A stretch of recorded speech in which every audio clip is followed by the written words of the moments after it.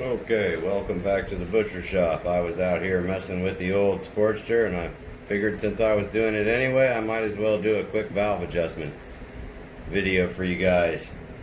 One of the first things I notice about these all the time as I get them in, this is the long tube. You can see that that end is tapered and that this end is basically flat.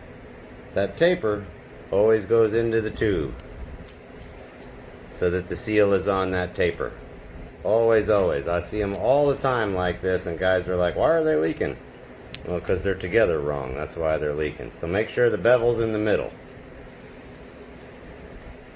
I'm going to go ahead and pop this off and put a new seal on it.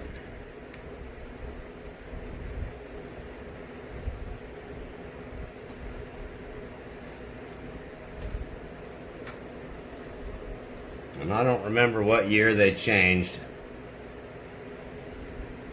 but for me, if it shifts on the right side, I use the cork seals. If it shifts like a normal bike, then I put the rubber ones in it. They say they're interchangeable. They probably are.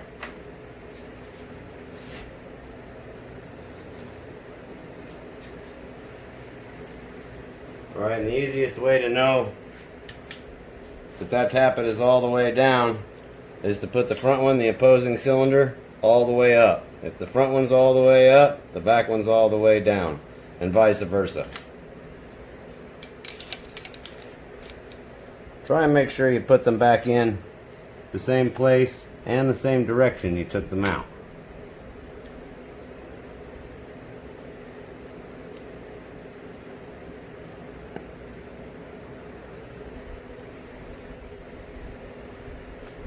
Alright, and then what you're looking for is zero lash. And what they mean by lash is this up and down.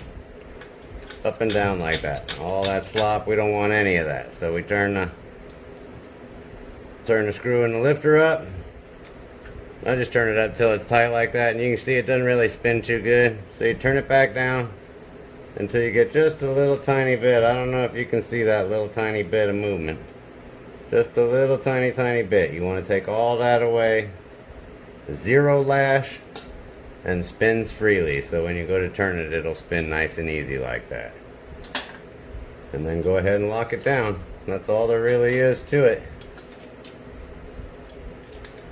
I have reused both the cork gaskets and the rubber gaskets numerous times, but once they start leaking, go ahead and replace them.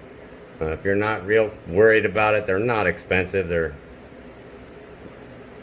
less than $1 a piece. I think you can buy them all for like 10 bucks or something. They're not terrible. And then once you've got it all locked down, always go ahead and check it again. And just make sure everything is good. So zero lash. No real lash there. And spins freely. Better to set these up a little bit loose than a little bit tight. And that's really all there is to that. I've got one more to do. We can go through that one. So just like I said before, what I'm going to do is I'm going to rotate the engine around until the rear intake, which I've already set, comes up, and that means my front intake will be all the way down.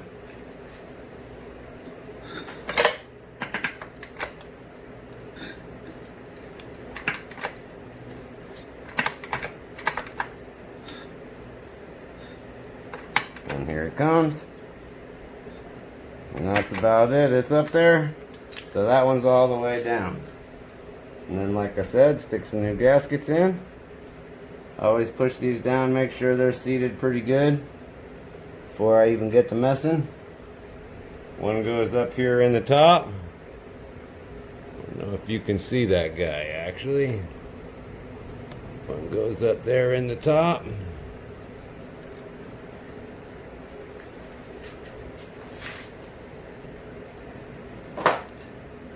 Same thing with the tube again. Go ahead and take the gasket off.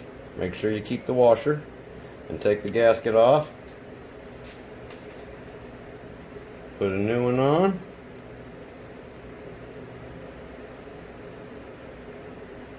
And remember, taper goes in the middle. Flat end, tapered end. That goes in the middle.